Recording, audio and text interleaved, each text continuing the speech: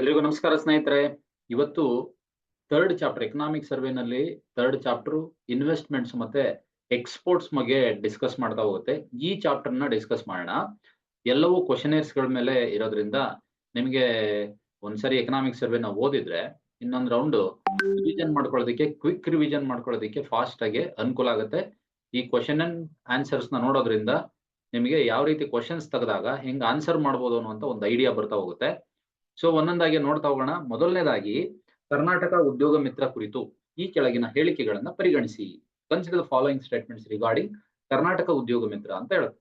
ಕರ್ನಾಟಕದಲ್ಲಿ ಉದ್ಯಮಗಳು ಅಥವಾ ವ್ಯವಹಾರಗಳನ್ನು ಸ್ಥಾಪಿಸೋದಕ್ಕೆ ನೋಡ್ತಾ ಇರುವಂತಹ ಎಲ್ಲ ಹೂಡಿಕೆದಾರರಿಗೆ ಕರ್ನಾಟಕ ಉದ್ಯೋಗ ಮಿತ್ರ ಏನಿದೆ ಇದು ಏಕೈಕ ಸಂಪರ್ಕ ಕೇಂದ್ರವಾಗಿದೆ. It is A single looking at single contact point ಅಂತ ಹೇಳ್ತಾರೆ ಇನ್ವೆಸ್ಟರ್ಸ್ ಗಳಿಗೆ. ಅದೇ ರೀತಿ ಹೂಡಿಕೆ ಪ್ರಸ್ತಾವನೆಗಳನ್ನ ಸ್ವೀಕರಿಸುವ ಹಂತದಿಂದ ಯೋಜನೆಯ ಅಂತಿಮ ಅನುಷ್ಠಾನದ ಸುಗಮ ಸ್ಥಿತ್ಯಂತರದವರೆಗೆ ಸಕ್ರಿಯಗೊಳಿಸೋದಿಕ್ಕೆ, ಹೂಡಿಕೆಗಳನ್ನ ಸುಲಭಗೊಳಿಸೋದಿಕ್ಕೆ ಮತ್ತೆ ಉಪಕ್ರಮವನ್ನ ಕಾರ್ಯಗತಗೊಳಿಸೋದಿಕ್ಕೆ ಇದು ಒಂದು ನೋಡಲ್ ಏಜೆನ್ಸಿ ಅಂತ ಹೇಳ್ತಾರೆ. ಇದೊಂದು nodal agency to facilitate investments and execute initiative to enable smooth transition from the stage of receiving investment proposals to the eventual implementation of the project ಅಂತ ಹೇಳುತ್ತೆ. ಯಾವುದು ಸರಿ ಹಂಗಾದ್ರೆ ಅಂತ ನೋಡಿದಾಗ ಆಪ್ಷನ್ ಸಿ ಎರಡೂ ಸರಿಯಾಗಿರುತ್ತೆ. ಈ ಕರ್ನಾಟಕ ಉದ್ಯೋಗ ಮಿತ್ರ ಏನಿದೆ ಇದನ್ನ 1992 ನಲ್ಲಿ ಎಸ್ಟಾಬ್ಲಿಷ್ ಮಾಡ್ತಾ ಹೋಗ್ತಾರೆ. ನೆಕ್ಸ್ಟ್ ಬರೋಣ. ಕರ್ನಾಟಕದಲ್ಲಿ ಮಾಹಿತಿ ತಂತ್ರಜ್ಞಾನ ಕುರಿತು, ಇನ್ಫಾರ್ಮೇಶನ್ ಟೆಕ್ನಾಲಜಿ ಕುರಿತು ಈ ಕೆಳಗಿನ ಹೇಳಿಕೆಗಳನ್ನ ಪರಿಗಣಿಸಿ. Statements regarding information technology in Karnataka. 1992 ನಲ್ಲಿ ಸಾಫ್ಟ್ವೇರ್ ರಫ್ತಿಗೆ ಅನುಕೂಲ ಆಗುವಂತೆ ಹೈ ಸ್ಪೀಡ್ ಸಂವಹನ ಸೇವೆಗಳಿಗಾಗಿ ಸ್ಯಾಟಲೈಟ್ ಅರ್ತ್ ಸ್ಟೇಷನ್ ಅನ್ನ ಸ್ಥಾಪಿಸಿದಂತಹ ಭಾರತದ ಮೊದಲ ನಗರ ಬೆಂಗಳೂರು ಅಂತ ಫಸ್ಟ್ ಸ್ಟೇಟ್ಮೆಂಟ್ ಹೇಳುತ್ತೆ. Software technology park of India ಅನ್ನ ಎಲೆಕ್ಟ್ರಾನಿಕ್ ಸಿಟಿ ಬೆಂಗಳೂರಿನಲ್ಲಿ ಸ್ಥಾಪನೆ ಮಾಡಿದ್ದಾರೆ ಅಂತೇಳಿ ಎರಡನೇ ಸ್ಟೇಟ್ಮೆಂಟ್ ಹೇಳುತ್ತೆ. ಮೂರನೇದು ಐಟಿ ಉದ್ಯಮ 50% ಗಿಂತ ಹೆಚ್ಚು ರಾಜ್ಯದ GSDPಗೆ ಕೊಡುಗೆಯನ್ನ ಕೊಡ್ತಾ ಇದೆ ಅಂತ ಹೇಳುತ್ತೆ. ನಾಲ್ಕನೇದು ಐಟಿ ರಫ್ತಿನಲ್ಲಿ ಕರ್ನಾಟಕದ ಪಾಲು ದೇಶದ ರಫ್ತಿನಲ್ಲಿ ಸುಮಾರು 50% ಆಗಿದೆ ಅಂತ ಹೇಳ್ತಾ ಇದ್ದಾರೆ. ಇದರಲ್ಲಿ ಯಾವ್ದಾದ್ರು ಸರಿ ಅಂತ ನೋಡ್ತಾ ಬಂದಾಗ ಆಪ್ಷನ್ ಎ 1 and 2 ಮಾತ್ರ ಕರೆಕ್ಟ್. ಅಂದ್ರೆ ಥರ್ಡ್ ಅಂಡ್ ಫೋರ್ತ್ ಏನಿದೆ ಇವೆರಡು ರಾಂಗ್ ಆಗಿರುತ್ತೆ. ಹಾಗಿದ್ರೆ ರಾಂಗ್ ಆಗಿದೆ ಅಂತಂದ್ರೆ ಅರ್ಥ ಕರ್ನಾಟಕದ GSDPಗೆ ಐಟಿ ವಲಯದ ಕೊಡುಗೆ ಇದೆಯಲ್ಲ ಇದು 40% ಇದೆ, 50% ಅಲ್ಲ. ಅದೇ ರೀತಿ ರಫ್ತಿಗೆ, ದೇಶದ ರಫ್ತಿಗೆ ಐಟಿ ರಫ್ತು ಪಾಲು ಏನಿದೆ ಅದು ಕೂಡ ಅಷ್ಟೇ. IT exports to the countries export is 40% of share, not about 50%. Okay. So Karnataka ಹೊಸ ಐಟಿ ನೀತಿಯನ್ನ 2020-25ಕ್ಕೆ ರೂಪಿಸಿದ್ದಾರೆ. 2022-25 ವರೆಗೆ ಹೊಸ ಇನ್ಫಾರ್ಮೇಶನ್ ಟೆಕ್ನಾಲಜಿ ಪಾಲಿಸಿ ರನ್ನಿಂಗ್ ಅಲ್ಲಿದೆ, ಈಗ ಆ ಚಾಲ್ತಿಯಲ್ಲಿದೆ. ಮತ್ತೆ 530 ಕರ್ನಾಟಕದಲ್ಲಿ 530 IT and IT enabled services ಗಳನ್ನ ರಿಜಿಸ್ಟರ್ ಮಾಡಲಾಗಿದೆ. ಅದೇ ರೀತಿ ಹೊಸ ಐಟಿ ನೀತಿ ಅಡಿಯಲ್ಲಿ ಭೂಮಿ, ಮುದ್ರಾಂಕ ಶುಲ್ಕ ಮತ್ತು ತೆರಿಗೆಗಳ ಮೇಲಿನ ಪ್ರೋತ್ಸಾಹವನ್ನ ನೀಡಲಾಗುತ್ತೆ ಅಂತ ಹೇಳ್ತಾರೆ. Next Karnataka data centre policy 2022-27 ಉದ್ದೇಶ ಏನು? ಆರ್ಥಿಕ ಚಟುವಟಿಕೆಗಳಿಗೆ ಸಂಬಂಧಿಸಿದಂತೆ ಪ್ರಾಥಮಿಕ ಡೇಟಾ ಸಂಗ್ರಹಣೆ ಮಾಡೋದು. ಎರಡನೇದು ಬಂದು ಕರ್ನಾಟಕದಲ್ಲಿ ದೃಢವಾದ ಡಿಜಿಟಲ್ ಮೂಲಸೌಕರ್ಯಗಳನ್ನ ರಚನೆ ಮಾಡೋದು. ಸರ್ಕಾರಿ ಕಚೇರಿಗಳ ಡೇಟಾವನ್ನ ನಿರ್ವಹಣೆ ಮಾಡೋದು. ಮೇಲಿನ ಯಾವುದೂ ಅಲ್ಲ. Very importantly, to create a robust digital infrastructures in Karnataka data centre policy of 2022-27 is created to create robust digital infrastructures ಗೋಸ್ಕರ ಇದನ್ನ ತೆಗೆದುಕೊಂಡು ಬರಲಾಗಿದೆ ಅಂತ ಹೇಳಲಾಗುತ್ತೆ. ನೆಕ್ಸ್ಟ್ ಇಂಜಿನಿಯರಿಂಗ್ ಸಂಶೋಧನೆ ಮತ್ತು ಅಭಿವೃದ್ಧಿ ನೀತಿಯನ್ನ ಕರ್ನಾಟಕ ಸರ್ಕಾರ ಡ್ಯಾಶ್ ವರ್ಷಕ್ಕೆ ಜಾರಿ ತಂದಿದೆ. ಯಾವ ವರ್ಷಕ್ಕೆ ಇಂಜಿನಿಯರಿಂಗ್ ರಿಸರ್ಚ್ ಅಂಡ್ ಡೆವಲಪ್ಮೆಂಟ್ ಪಾಲಿಸಿಯನ್ನ ಇಂಟ್ರೊಡ್ಯೂಸ್ ಮಾಡಿದ್ದಾರೆ ಅಂತ ನೋಡಿದಾಗ ಆಪ್ಷನ್ ಡಿ 2021 ಇಂದ 26 ವರೆಗೆ 5 ವರ್ಷದ ಅವಧಿಗೆ ಇಂಜಿನಿಯರಿಂಗ್ ಸಂಶೋಧನೆ ಮತ್ತು ಅಭಿವೃದ್ಧಿ ನೀತಿಯನ್ನ ಕರ್ನಾಟಕ ಸರ್ಕಾರ ಜಾರಿ ತಂದಿರುವುದನ್ನು ಗಮನಿಸಬಹುದು. ನೆಕ್ಸ್ಟ್ ಕರ್ನಾಟಕ ಸರ್ಕಾರ ಹೊಸ ಕರ್ನಾಟಕ ಸ್ಟಾರ್ಟ್ಅಪ್ ನೀತಿಯನ್ನ ಯಾವ ವರ್ಷಕ್ಕೆ ಘೋಷಣೆ ಮಾಡಿದೆ ಅಂತ ನೋಡಿದಾಗ ಇದು Karnataka startup policy, new Karnataka startup policy, ಹೊಸದಾಗಿ ಈಗ ರನ್ನಿಂಗ್ ಅಲ್ಲಿರುವಂತಹ ಪಾಲಿಸಿ ಇದು. ಇದನ್ನ 2022-27 ಅಂತ ಹೇಳ್ತೀವಿ. 2022-27 ಈಗ ರನ್ನಿಂಗ್ ಅಲ್ಲಿರುವಂತಹ ಪಾಲಿಸಿ ಅಂತ ಹೇಳ್ಬೋದು. ನೆಕ್ಸ್ಟ್ ಬಂದಾಗ ಉನ್ನತ ಮಹಿಳಾ ಉದ್ಯಮಶೀಲತೆ ಕಾರ್ಯಕ್ರಮವನ್ನ ಕರ್ನಾಟಕ ಸರ್ಕಾರ ಯಾವ ವರ್ಷದಿಂದ ಕೈಗೊಂಡಿದೆ? Elevate women entrepreneurship programme has been undertaken by the government of Karnataka from the year. ಯಾವ ವರ್ಷದಿಂದ ಸ್ಟಾರ್ಟ್ ಮಾಡಿದ್ದಾರೆ ಅಂತ ನೋಡಿದಾಗ 2021-22 ಎಲಿವೇಟ್ ವಿಮೆನ್ ಎಂಟರ್ಪ್ರಿನಿಯರ್ಶಿಪ್ ಪ್ರೋಗ್ರಾಮ್ ಎನ್ನುವಂತಹ ಒಂದು ಕಾರ್ಯಕ್ರಮವನ್ನ ಆರಂಭ ಮಾಡಿದ್ದಾರೆ ಅನ್ನೋದನ್ನು ಗಮನಿಸಬಹುದು. ನೆಕ್ಸ್ಟ್ ಬಂದಾಗ ರಾಷ್ಟ್ರೀಯ ಜೈವಿಕ ಆರ್ಥಿಕ ಆದಾಯದ ಶ್ರೇಯಾಂಕಗಳಲ್ಲಿ ಭಾರತದ ಕೆಳಗಿನ ಯಾವ ರಾಜ್ಯಗಳು ಮೊದಲ 4 ಶ್ರೇಣಿಗಳಲ್ಲಿದ್ದಾವೆ? Which of the following states of India are in top 4 ranks in the national bio economy revenue rankings ಅಂತ ಬಂದಾಗ ಇಲ್ಲಿ ಎಲ್ಲದರಲ್ಲೂ Maharashtra is the first place. ಆದ್ರೆ ಉಳಿದಂತ 4 ಶ್ರೇಯಾಂಕಗಳಲ್ಲಿ ನಾವು ಹುಡುಕ್ಬೇಕಾಗತ್ತೆ.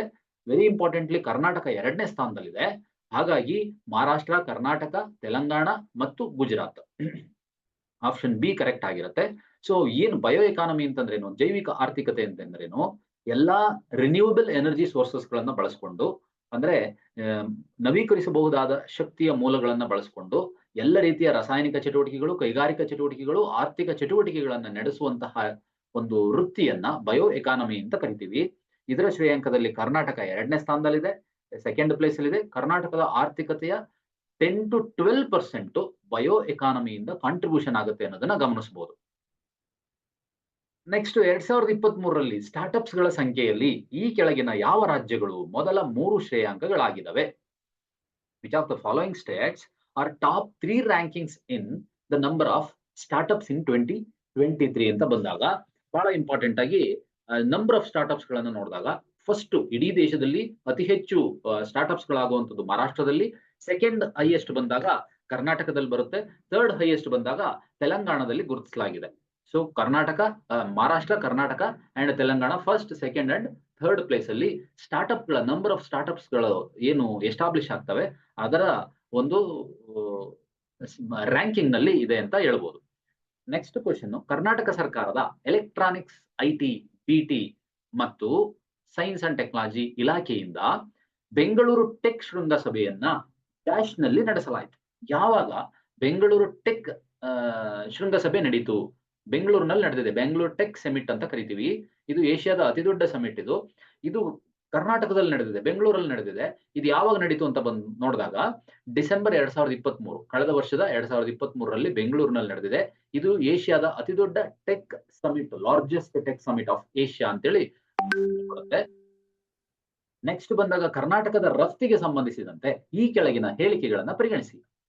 ದೇಶದಿಂದ ಮೊದಲನೇ ಸ್ಟೇಟ್ಮೆಂಟ್ಸ್ ಹೇಳ್ತಾ ಇದೆ, ದೇಶದಿಂದ ಎಲೆಕ್ಟ್ರಾನಿಕ್ಸ್ ಮತ್ತು ಕಂಪ್ಯೂಟರ್ ಸಾಫ್ಟ್ವೇರ್ ರಫ್ತಿನಲ್ಲಿ ಕರ್ನಾಟಕ 1/3 ಭಾಗಕ್ಕಿಂತ ಹೆಚ್ಚಿನದನ್ನ ಹೊಂದಿದೆ. Karnataka accounts for more than 1/3 of electronics and computer software exports from the country ಅಂತ ಫಸ್ಟ್ ಹೇಳಿದ್ರೆ, ಎರಡನೇದು ದಕ್ಷಿಣ ಪ್ರದೇಶದಿಂದ ಅಂದ್ರೆ ದಕ್ಷಿಣ ಭಾಗದಿಂದ, ದಕ್ಷಿಣ ಭಾರತದಿಂದ ಕಾಫಿ, ಮಸಾಲೆ ಪದಾರ್ಥಗಳು, ಪೆಟ್ರೋಕೆಮಿಕಲ್ಸ್ ಮತ್ತು ಇಂಜಿನಿಯರಿಂಗ್ ಗೂಡ್ಸ್ ಗಳೇನಿದಾವೆ ಇವುಗಳ ರಫ್ತಿನಲ್ಲೂ ಕೂಡ ಕರ್ನಾಟಕ ಮುಂಚೂಣಿಯಲ್ಲಿದೆ ಅಂತ ಹೇಳ್ತಾ ಇದೆ.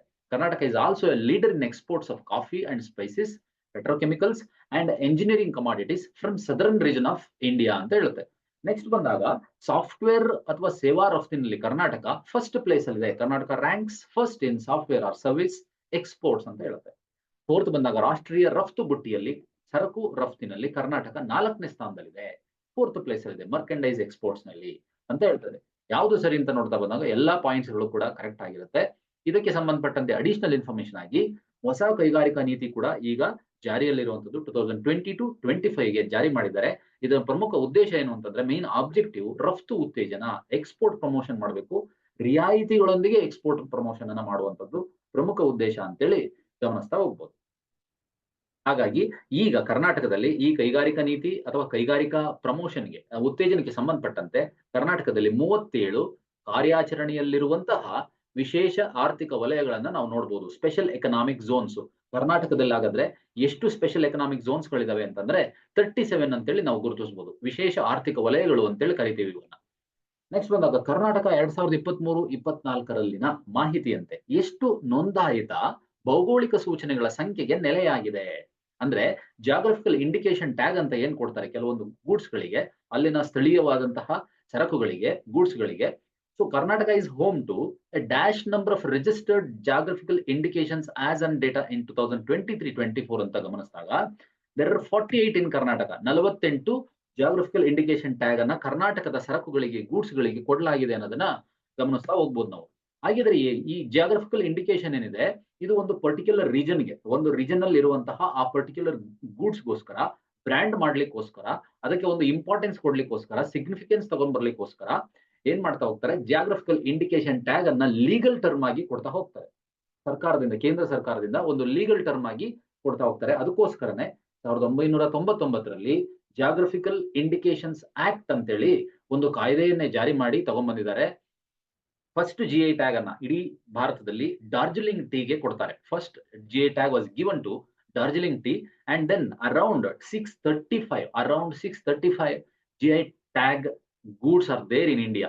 ಇಡೀ ಭಾರತದಲ್ಲಿ ಹೆಚ್ಚು ಕಡಿಮೆ 635 GI ಟ್ಯಾಗ್ ಸರಕುಗಳನ್ನು ನಾವು ಗುರುತಿಸಬಹುದು ಅಂತೇಳಿ ಗಮನಿಸಲಾಗುತ್ತೆ. ಅತಿ ಹೆಚ್ಚು GI ಟ್ಯಾಗ್ ಗಳನ್ನ 69 ಹೆಚ್ಚು ಕಡಿಮೆ ಉತ್ತರ ಪ್ರದೇಶದ ಸರಕುಗಳಿಗೆ ಕೊಡಲಾಗಿದೆ. ಕರ್ನಾಟಕದಲ್ಲಿ 46 ಪ್ಲಸ್ 2 48 ಟೋಟಲ್ ನಾವು 48 ಅನ್ನ ಗಮನಿಸಬಹುದು. 20 ಹ್ಯಾಂಡಿಕ್ರಾಫ್ಟ್ಸ್ ಗಳನ್ನ ಗಮನಿಸಬಹುದು. ಹ್ಯಾಂಡಿಕ್ರಾಫ್ಟ್ಸ್ ಕರಕುಶಲ ವಸ್ತುಗಳಿಗೆ, 22 ಅಗ್ರಿಕಲ್ಚರಲ್ ಕಮಾಡಿಟೀಸ್ ಗಳಿಗೆ GI ಟ್ಯಾಗ್ ಕೊಟ್ಟಿದ್ದಾರೆ. ಅದೇ ರೀತಿ 3 ಮ್ಯಾನುಫ್ಯಾಕ್ಚರ್ಡ್ ಗೂಡ್ಸ್ ಗೆ ತಯಾರಿಸಿದಂತ ಸರಕುಗಳಿಗೆ ಕೊಟ್ಟಿದ್ದಾರೆ. ಮತ್ತೆ ಒಂದೇ ಒಂದು ಆಹಾರ ಉತ್ಪನ್ನಕ್ಕೆ ಕೊಟ್ಟಿದ್ದಾರೆ. ಅದು ಯಾವುದು ಅಂತಂದ್ರೆ ಧಾರವಾಡ ಪೇಡ. ಹಾಗಾಗಿ ಇವಿಷ್ಟು ಕೂಡ ಆ ಧಾರವಾಡ ಪೇಡಗೂ ಕೂಡ ಸೇರಿದಂತೆ ಈ ಎಲ್ಲಾ ಗೂಡ್ಸ್ ಗಳನ್ನು ನೆನ್ಪಿಟ್ಕೊಳ್ಳುವಂತ ಅವಶ್ಯಕತೆ ಇಲ್ಲ. ಒಂದು ಗ್ಲಾನ್ಸ್ ಮಾಡ್ಕೊಂಡ್ರೆ ಸಾಕು. ಆದ್ರೆ ಯಾವ್ದು 1 ಆರ್ 2 ಇದೆ ಅದನ್ನ ಮಾತ್ರ ನೆನ್ಪಿಟ್ಕೊಳ್ಳುವಂಥದ್ದು ಬಹಳ ಮುಖ್ಯ ಆಗಿರುತ್ತೆ ಅನ್ನೋದನ್ನ ಗಮನಿಸಬಹುದು. ನೆಕ್ಸ್ಟ್ ಈ ಜಾಗ್ರಫಿಕಲ್ ಇಂಡಿಕೇಶನ್ ಟ್ಯಾಗ್ ಗೆ ಸಂಬಂಧಪಟ್ಟಂತೆ ಕರ್ನಾಟಕದಲ್ಲಿರುವಂತಹ ಎಲ್ಲ ಗೂಡ್ಸ್ ಗಳನ್ನ ಲಿಸ್ಟ್ ಮಾಡಿ ಕೊಟ್ಟಿದ್ದೀನಿ.